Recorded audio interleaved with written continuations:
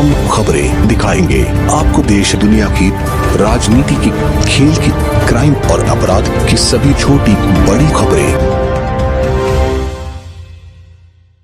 High school परीक्षा में प्रदेश में प्रथम स्थान आई सुचिता पांडे का सपना है आईएएस बनकर देश सेवा करने का।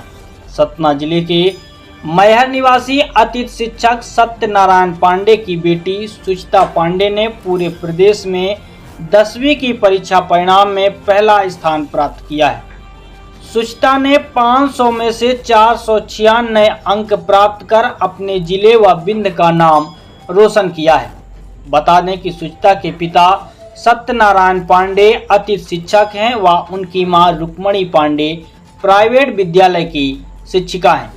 सुचिता की मां के मुताबिक सुचिता बचपन से ही पढ़ाई में होशियार थी। बिना किसी जोर जबरदस्ती के वह अपने से ही पढ़ाई किया करती थी। सुचिता की मां ने बताया कि इस वर्ष सुचिता रोजाना 14 से 15 घंटे पढ़ाई किया करती थी और सुचिता की बड़ी बहन प्रांजलि पांडे उसका सहयोग करती थी। सुचिता ने किसी प्रकार ट्यूशन नहीं ली है। अक्सर कहा जाता है कि टॉप 10 में उन्हीं को स्थान मिलता है जो स्कूल के अलावा कोचिंग में समय देते हैं, लेकिन सुचिता ने इस मिथक को तोड़ते हुए बिना किसी ट्यूशन या कोचिंग के ही सफलता अर्जित की है। मैहर ब्लू बेल्स स्कूल की होनहार छात्रा सुचिता ने कक्षा 10वीं में प्रदेश की टॉप 10 सूची में पहला स्थान प्राप्त कर जिले व बिंद का नाम रोशन किया है। सुचिता का सपना आईएएस बनकर देश सेवा करने का है। सुचिता ने बताया कि पढ़ाई के दौरान उनके शिक्षकों का सदैव मार्गदर्शन मिलता रहा है। सुचिता ने अपनी इस उपलब्धि का श्रेय माता पिता और शिक्षकों को दिया है। सुचिता ने अपनी सहपाठियों से अपील भी की है कि यदि कोई सहपाठी अपेक्षित परिणाम लाने में सफल नहीं हो पाए हैं तो उन्हें घबराने की जरूरत नहीं है, बल्कि पूरी मेहनत एवं ईमानदारी से पढ़ाई कर नई ऊंचाइयों को प्राप्त करने के लिए प्रयास करें। सबसे पहले तो प्रदेश में टॉप करने के लिए आपको बधाई। आपकी विद्या ने पूरे प्रदेश में टॉप किया और मैया का गौरव बढ़ाया। एक गरीब परिवार के होने से लेकर और इतना लंबा सफर तय करना, कहाँ तक क्या मानते हैं इसकी कामयाबी पीछे, आपकी विद्या की कामयाबी पीछे क्या राज मानते हैं?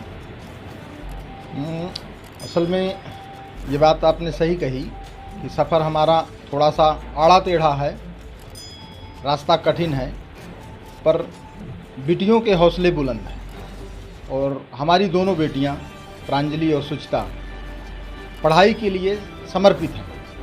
और आप विश्वास मान लीजिए, एक 12वीं में थी, एक 10वीं में थी। मुझे ये नहीं कहना पड़ा कि बेटा इतने बजे उठो, इतने बजे पढ़ो। ये खुद अपना टाइम टेबल सेट करना, खुद सेल्फ स्टडी करना, ऑनलाइन जो चलते थे उनको पढ़ना और खुद अपना पूरा मैनेजमेंट करके जब कभी उनको कोई डाउट होती तो हम दोनों थे, थोड़ा बहुत जो कुछ भी होता क्लियर करते, स्कूल में क्लियर करते। बाकी हमें बच्चों की तरफ से कोई दिक्कत नहीं हुई कि आप उठो, बैठो, पढ़ो, ये सब करने की ज़रूरत हमको नहीं पड़ी।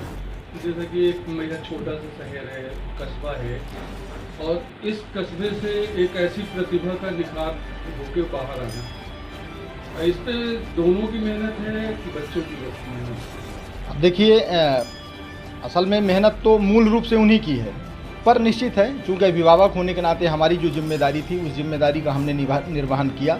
ये बात सही है कि हमारी परिस्थिति उतनी अच्छी नहीं है, क्योंकि मैं खुद 12 साल से गेस्ट टीचर हूँ लगातार शासकीय हायर सेकेंडरी स्कूल इटमा में, और मूल रूप से मैं रामनगर सिमरिया का रहने वाला हूँ और वहाँ से विस्थापन के बाद मैहर आना हुआ। तो एक तो विस्थापन की तकलीफ़, दूसरा खुद का कोई ऐसा रोज़गार ना होना, और 12 साल से मैं गेस्ट टीचर में और मैडम जो हैं वो प्राइवेट स्कूल में पढ़ा रही हैं। तो फाइनेंशियल हम लोग ज़्यादा मजबूत नहीं हैं, फिर भी बेटियों का हौसला, उनकी इच्छा शक्ति, तो हमें भी लगा कि ये आगे बढ़ रही हैं और जो कुछ भी उनकी ज़रूरत की चीज़ें थी, चाहे जैसे भी हुआ, हमने उनको पूरा किया।